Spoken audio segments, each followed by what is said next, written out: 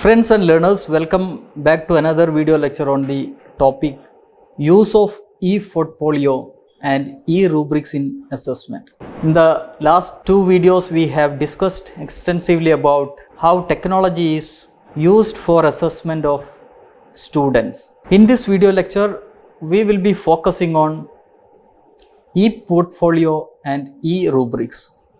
These are also two strategies or tools which we can use for assessing the progress of students. We'll start with the definition of e-portfolio. We'll discuss about some of the technology tools, application softwares which we can use for developing e-portfolio. Then we will shift our discussion to e-rubrics. We'll start with the definition. Then we will see some of the tools which we can use for developing e-rubrics. Then at the end of this lecture, we will also discuss something about one of the growing trends in e-assessment, which is the learning analytics. With this introductory note, let us now start with e-portfolios. What are e-portfolios? They are nothing but they are digitized collection of artifacts including demonstrations, resources and accomplishments that represent an individual, group or institution. So it is pretty clear that they are nothing but they are a collection of what?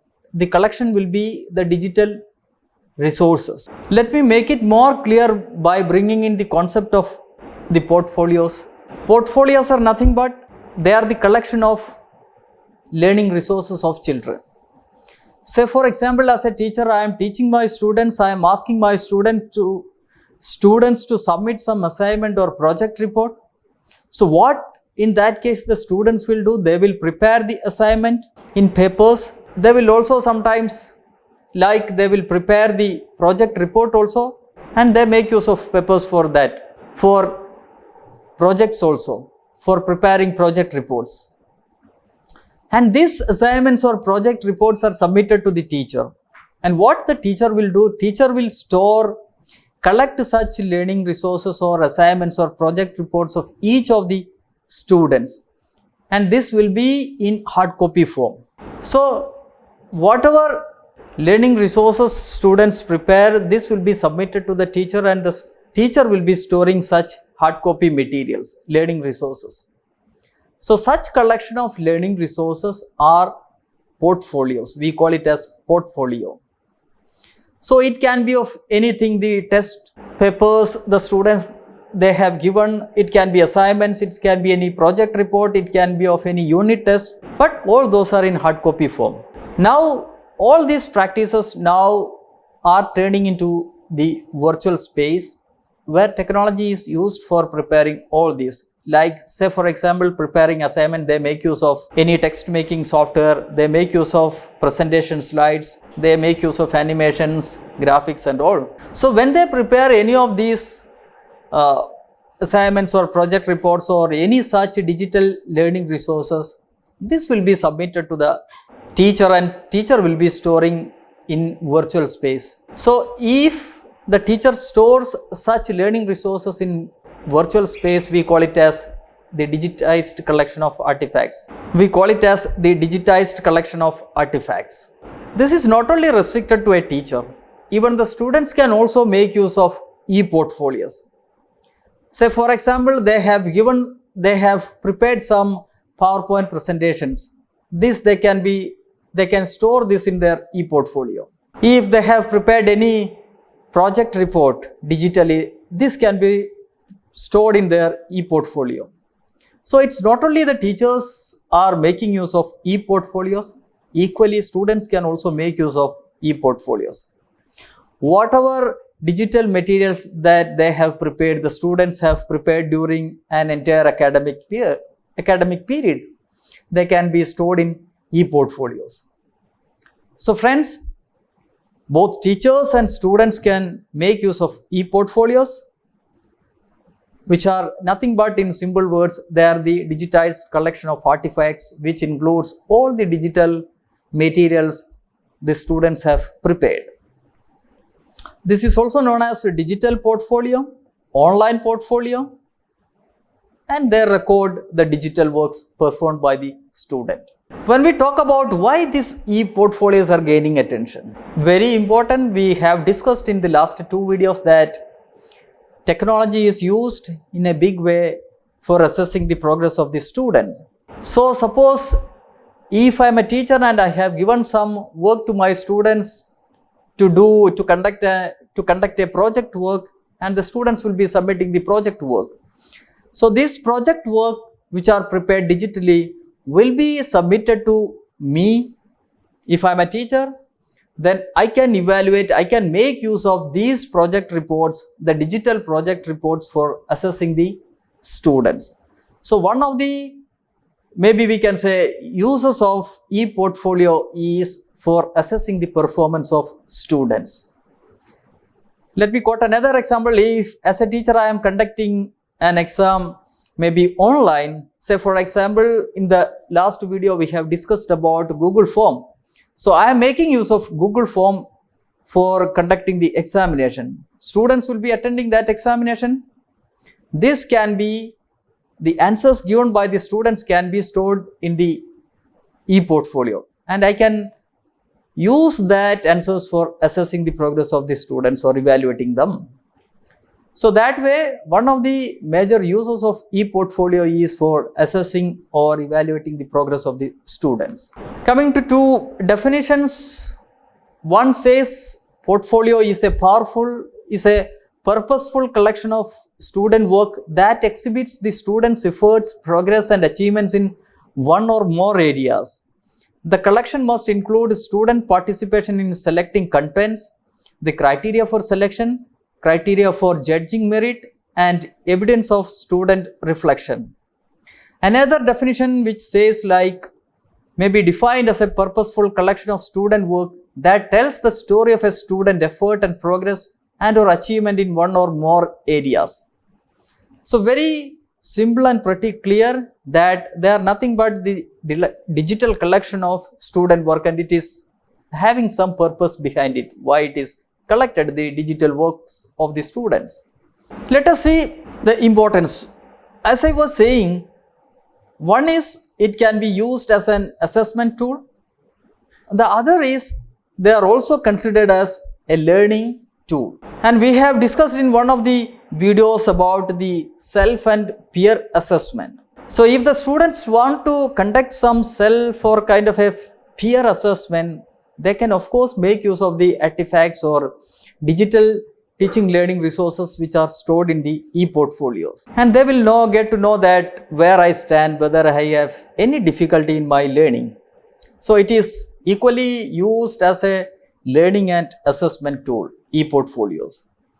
The second one is both about being a product, which is nothing but the collection of digital artifacts, and a process. And why it is considered a process? Because this can be used for reflecting on those artifacts and what they represent. So friends, in e-portfolios, students develop some digital teaching learning resources, digital products. So this is considered as a product then. This can be used for assessing the progress of the students. Then a kind of a process also happens there.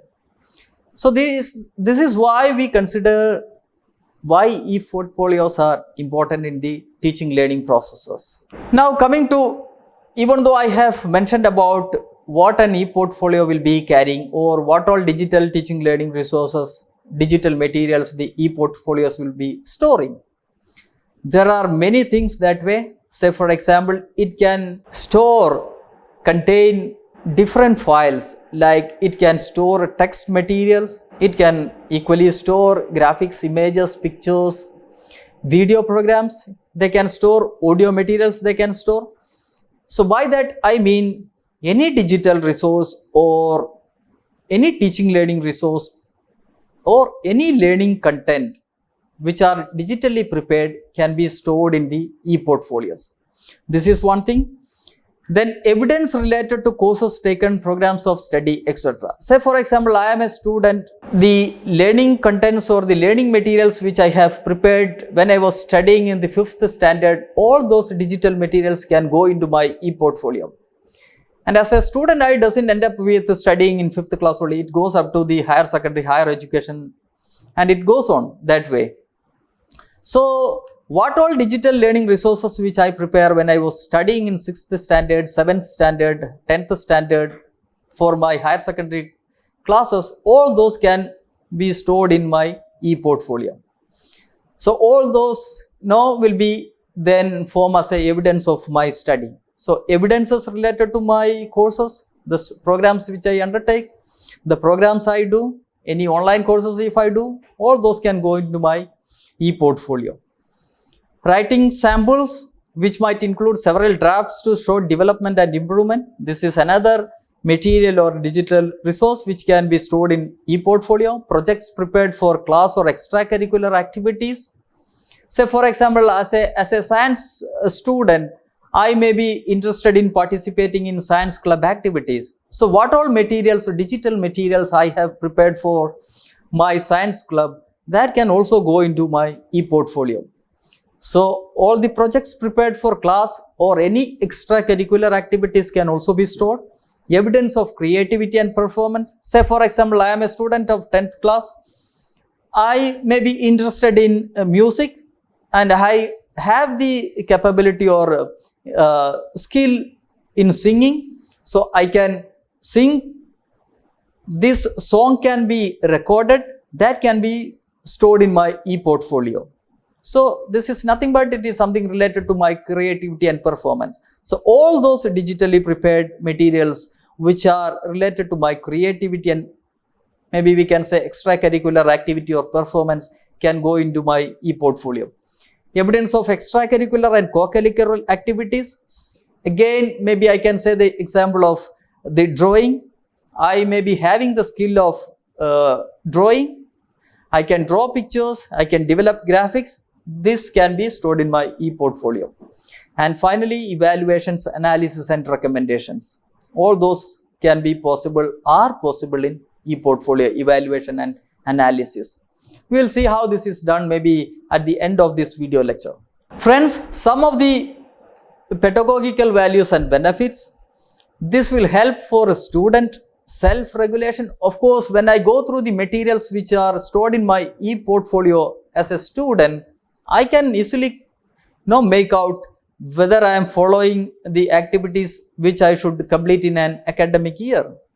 So it helped me to self-evaluate, self-regulate my learning process. It is something related to metacognitive self-regulation also. It is cognitive related. It is related to my knowledge development, whatever subject I am learning. Then it helps in physical and social environment management. Of course, I can know about how I will effectively use my time period when I am a student. Time management, it is equally useful for these teachers also to manage their time. Then effort regulation is also possible. Then it is equally used for alternative or authentic assessment. All those kind of assessment which we are talking about in this course is possible through e-portfolios. Some of the functions, e-portfolio, it will help us to recognize learning, record learning. One of the very important points, it records all the activities which we are doing in an academic year. Reflecting on learning, of course, this is a part of what we say the assessment. Validate our learning, which is a part of evaluation, whether I am progressing as per the objectives and as per the learning outcomes. So this will help me to evaluate, validate my learning.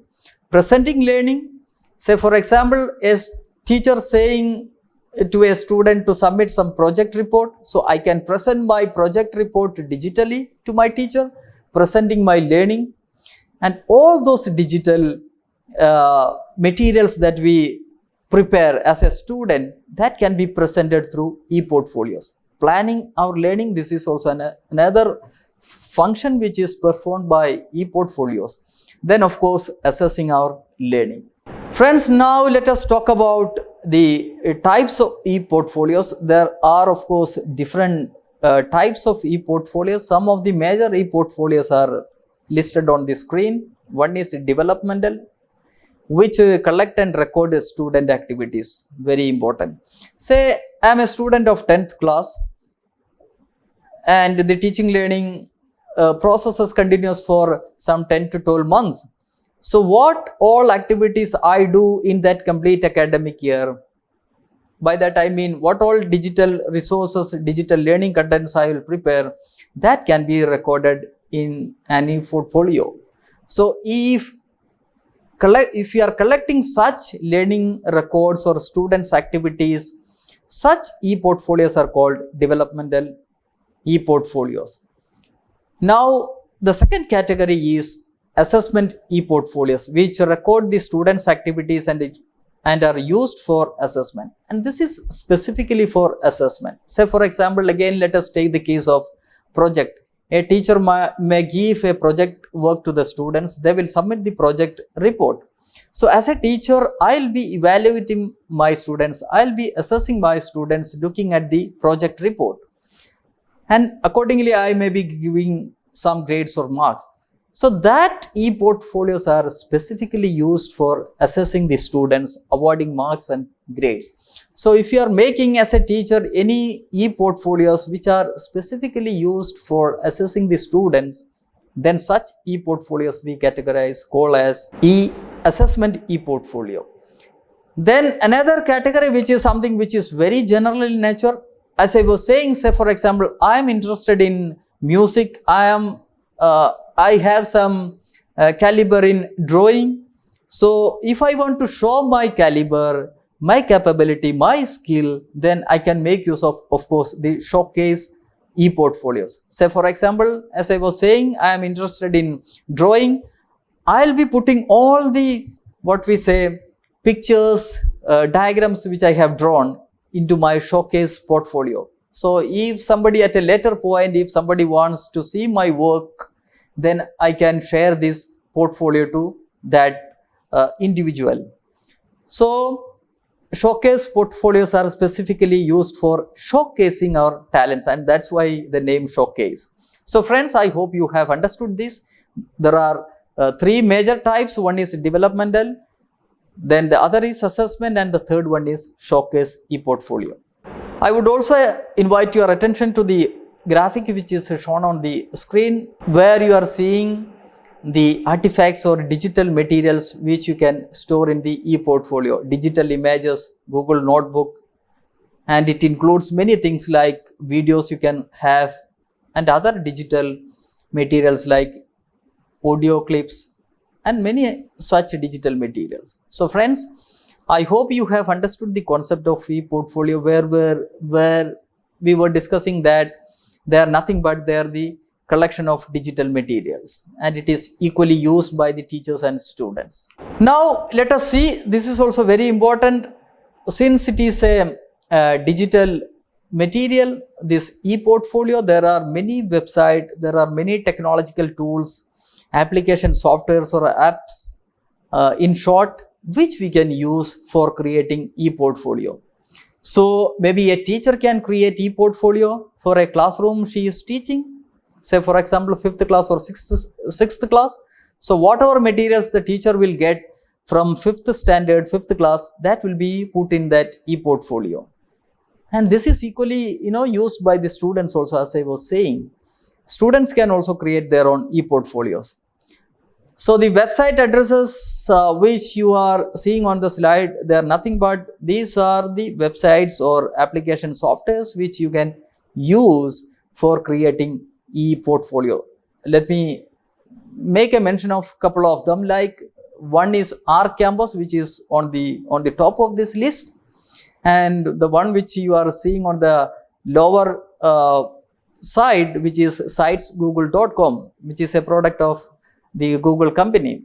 Of course, they have many free application softwares. One is this sitesgoogle.com.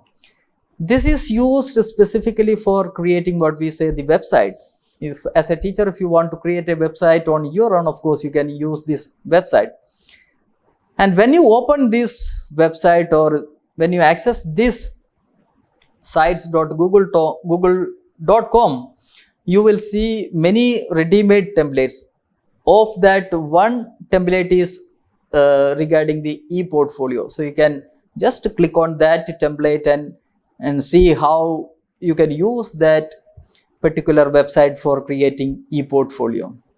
So friends, this website, of course, you can use for creating e-portfolios. In the screen, you are seeing some of the, again, website and their homepage screenshots like Mahara, then RCampus, PebblePad.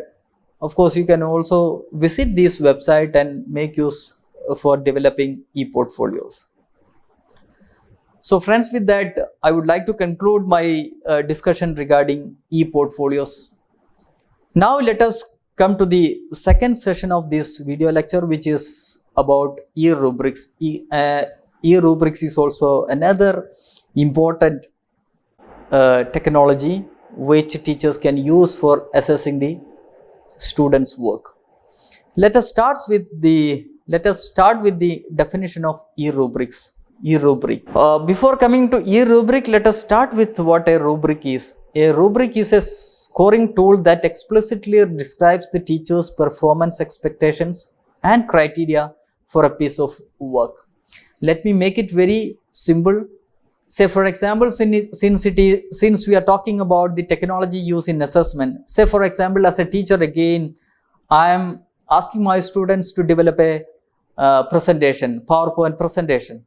So my students will prepare the PowerPoint, they will be submitted to me. So then as a teacher, what I will look for when I am evaluating, when I am assessing that piece of work, the PowerPoint. Sometimes I may look for how they have beautifully made this PowerPoint presentation, whether they have included any media elements, whether their backgrounds are beautifully prepared, whether they have adequate content. So as a teacher, my expectations are these. And if you want to evaluate your students based on the performance expectations of the teacher and based on some criteria, then we may make use of this strategy, which is nothing but the rubric. So when we talk about or when we discuss about the definition, we can say this is absolutely a scoring tool, but this will be explicitly describing the teacher's performance expectations for a particular work. This is equally done for any kind of what we say for example, assignment, or when the students give some examination, everywhere it will work. So that is rubric. Then since we are making use of technology, we have an parallelly the electronic version of that, which is nothing but the e-rubrics. So e-rubrics are nothing but they are the electronic version of rubric. Let us have a little more deep discussion on what e-rubrics is about. Again, we can say it includes the descriptions of the levels of performance. So this is one thing which you have to keep in mind. The e-rubrics will have descriptions of the levels of performance. So let us see what that is. Maybe at a later point we'll come to that. Again, rubric will have few set criteria and a description of the levels of performance. We have discussed that. Rubrics is more descriptive in nature, such that the skills to be evaluated are described as various levels, and that the level of the students is identified for that particular skill. So couple of things comes when we talk about rubrics. One is couple of things comes to comes to our mind when we discuss about rubrics. That is, this will have the e-rubrics will have three parts. One is the performance criteria. The second is rating scale. Then the third is indicators. Friends, very important. E-rubrics will have the performance criteria, rating scale and indicators. Let us see how this is done in e-rubrics.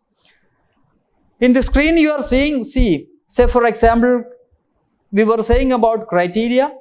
So on the left side, you are seeing criterion 1, criteria 2, criterion 3, or criteria 1, 2, 3. So this is one. So all the e-rubrics, if you are a teacher, when you are preparing the e-rubrics, you will have some criteria. We'll give an example also. Okay, this is one we have to think of. On the top, you can see some performance levels. It can be from 1 to 4 or 4 to 1. Maybe it can work both in the ascending and descending order. And you are also seeing some columns below to that.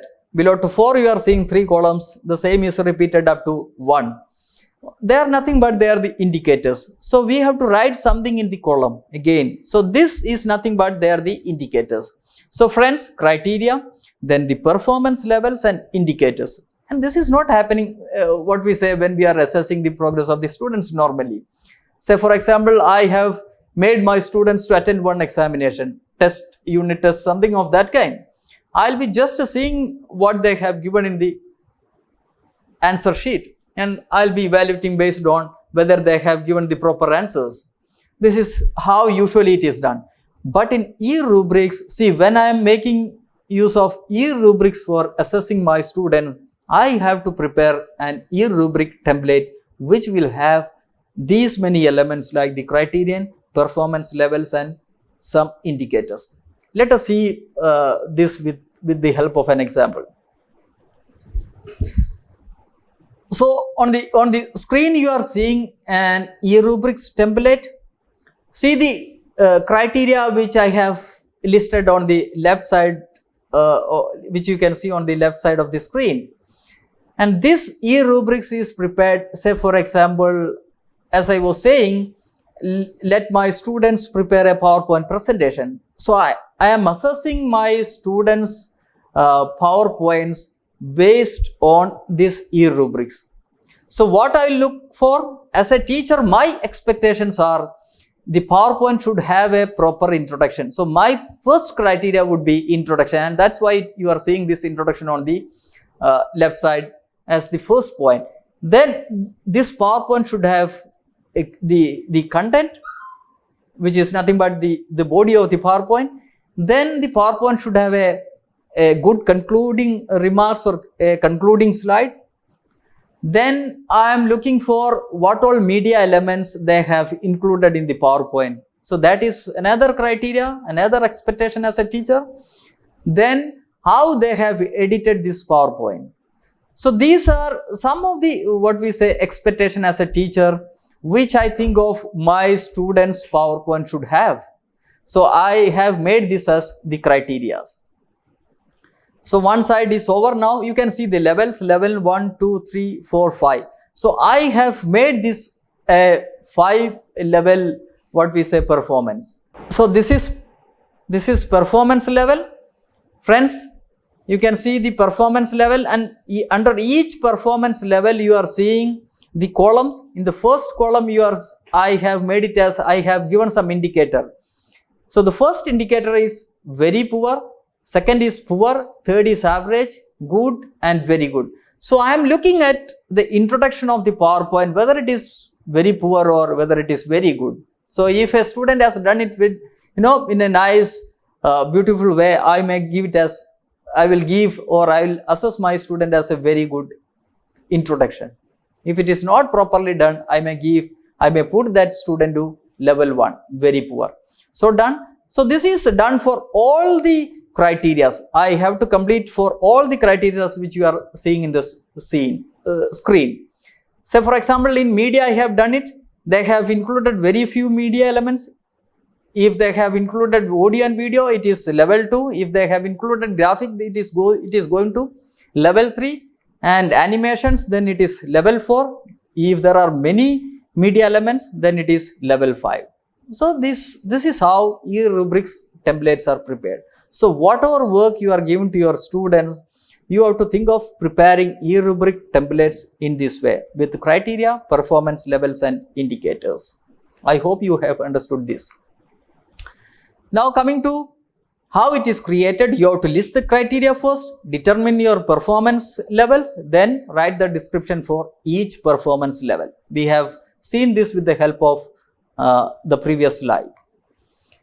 Now friends, like the way e-portfolios are created, there are many application softwares which would help you to create e-rubrics. Some of the application softwares are on the screen, like RCampus, EasyTagger, RubyStar, Rubric Maker. So many such application softwares are available. You can make use of any of these for developing e-rubrics. So friends, I hope you have understood the concept of e-rubrics. Now let us discuss about learning analytics. One of the definitions says is the measurement, collection and analysis and reporting of data about learners and their context for the purpose of understanding and optimize learning and the environments in which it occurs.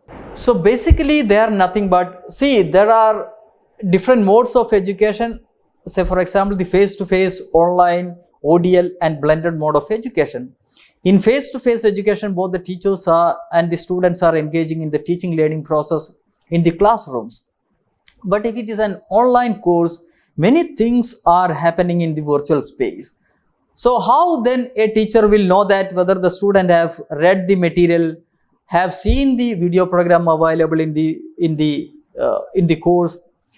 This can be what we say digitally documented, and the strategy we are using for that is the learning analytics. Say for example, as a student of any online course, I might have seen some video programs.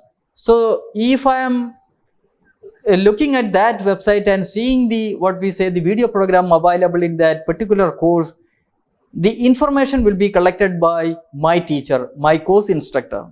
If I am reading, that information will be collected. If I am giving some examination, that information will be collected. So whatever I do in the online course, all the information will be collected by the teachers or the course instructors. This will help the course instructor or teacher to evaluate, assess the student.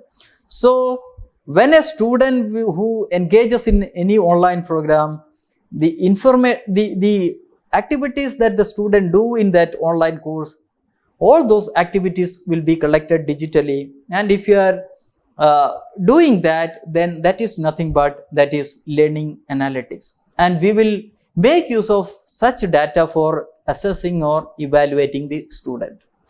So basically this is in brief what learning analytics is about. And see, let us see what all things. The results of the students will be prepared automatically. Results are generated in the form of figures and graphs. Results are prepared with marks and grades. We can make it use it for pass and making the students pass or fail. Then all those statistical calculations we can do with the data available, and accordingly we can use that for assessing the students. So basically, or in brief, this is what learning analytics is, which is nothing but collecting the online activities of the students and using it for assessing the students.